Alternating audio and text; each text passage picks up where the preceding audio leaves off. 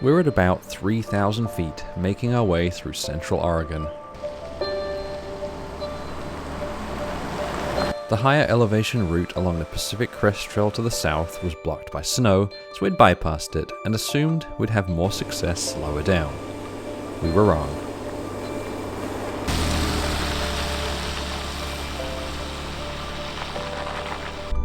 Well, we ran into what I consider to be impassable snow a lot sooner than I thought we would. On the outside of the corner, it's about thigh deep by the looks of things, and then on the inside, little shallower, but it leans off towards the creek to the point where I'm not even going to bother attempting it, especially considering this trail climbs another 600 feet.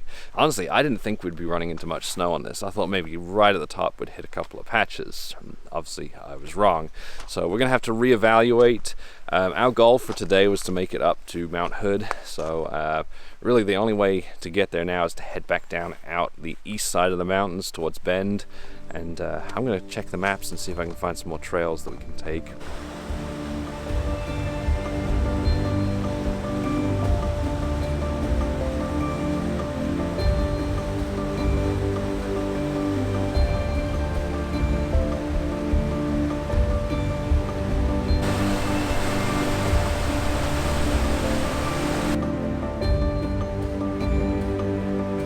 We backtracked and made our way east over Santiam Pass to a route that I had put together on the fly. The new route was only a few hundred feet lower in elevation than the spot we turned around at, but being in the rain shadow of the Cascades meant that we didn't run into any problems.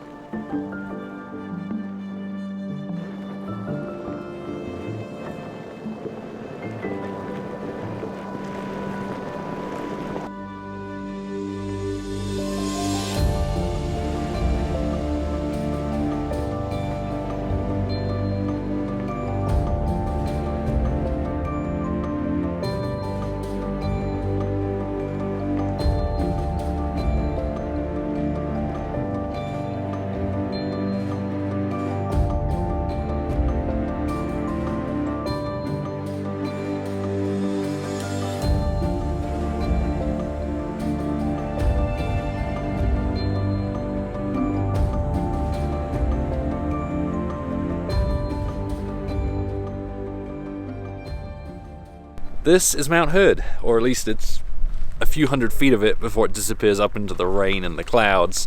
So obviously the view here is a little bit disappointing. I think we're here wrong time of year, wrong day, something like that. Although one of the cool things is you can visit the Overlook Hotel up here, or the Timberline Lodge as I think they call it in real life. But you know, it's the one from The Shining.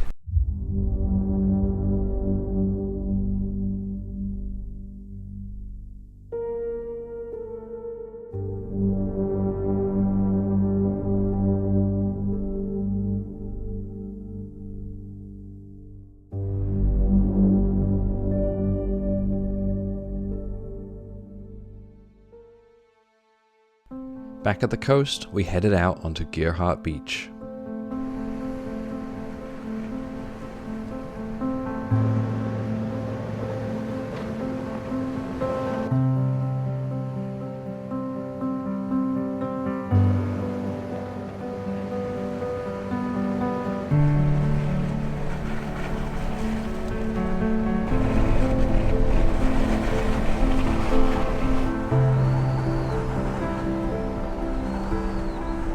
At the northern end of the beach is the wreck of the Pt8.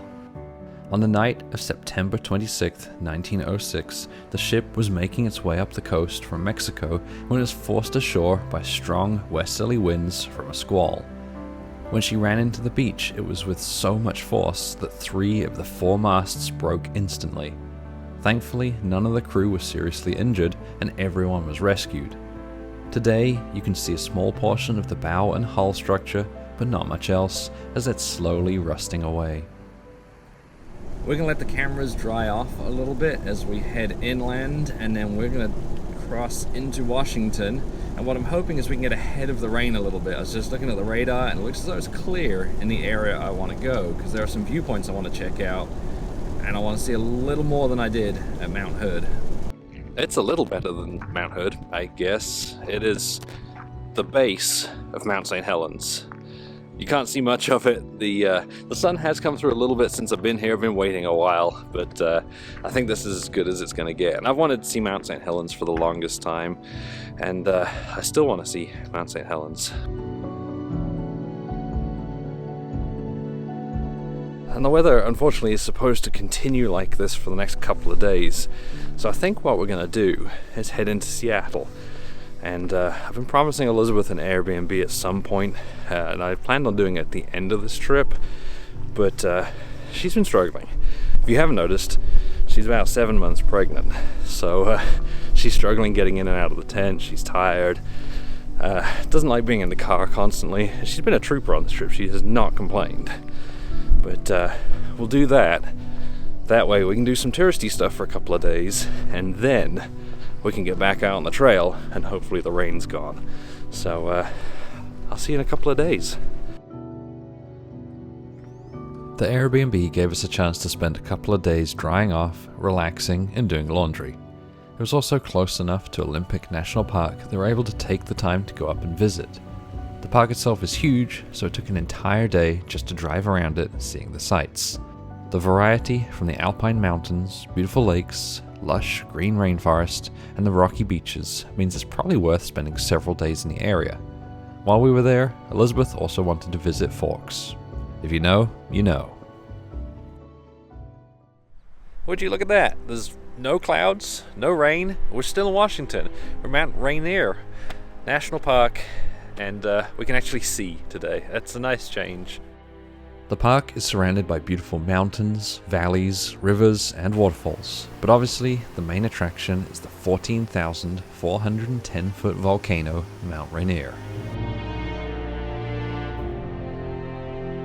At almost twice the size of Mount St. Helens, it is considered one of the most dangerous volcanoes in the world, due not only to the potential size of the eruption, but also the large number of glaciers on the peak that could cause huge mud and ash flows, known as lahars, in every direction.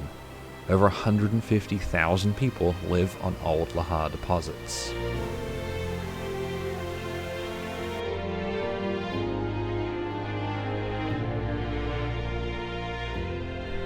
And of course, as is absolutely typical for this trip, the road's closed through the park. So instead of going about 10 miles that way to rejoin the Pacific Crest Trail, we now have to backtrack all the way west around the park. Probably, well, we can go north or we can go south around the mountains, and it adds like 60 to 80 miles to our trip and several hours. So by the time we get back onto the trail, it's gonna be time to find camp, and then we've got to find somewhere with cell service because Elizabeth's got to work in the morning. So really inconvenient and really annoying. Great. Just, I think, tip here, the pro tip, don't do this in, well, it's June now. Do this later in the year. The enormous detour put us hours behind and way off course. Still several hours from the place I wanted to camp that night, we pulled off I-90 and found a different spot in the Mount Baker National Forest.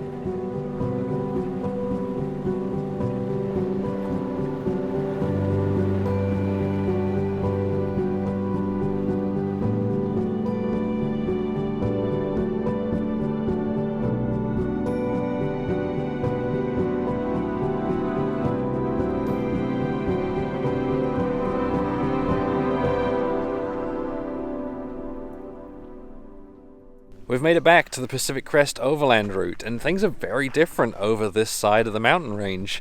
Before, very heavily forested. Here it's a lot more open. You can actually see the hills, see the rolling hills around us. So I guess it's gonna be a lot easier flying the drone over here if the rain quits. It's just very gentle sprinkling at the moment, but still probably a little too much to fly the drone. So let's get going and hope that it clears up.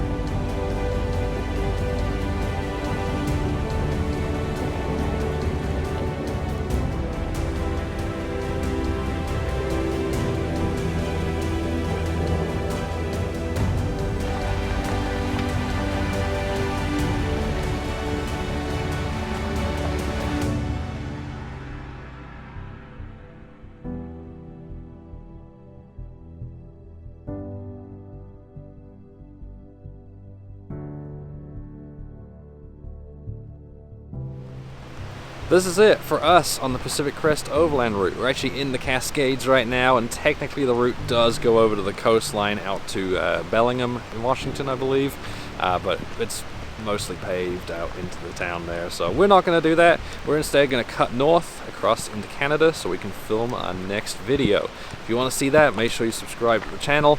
I'd appreciate your subscription anyway. Around 14% of my viewers are subscribed, and I'd love to reach 100,000 subscribers. As always, thanks for watching.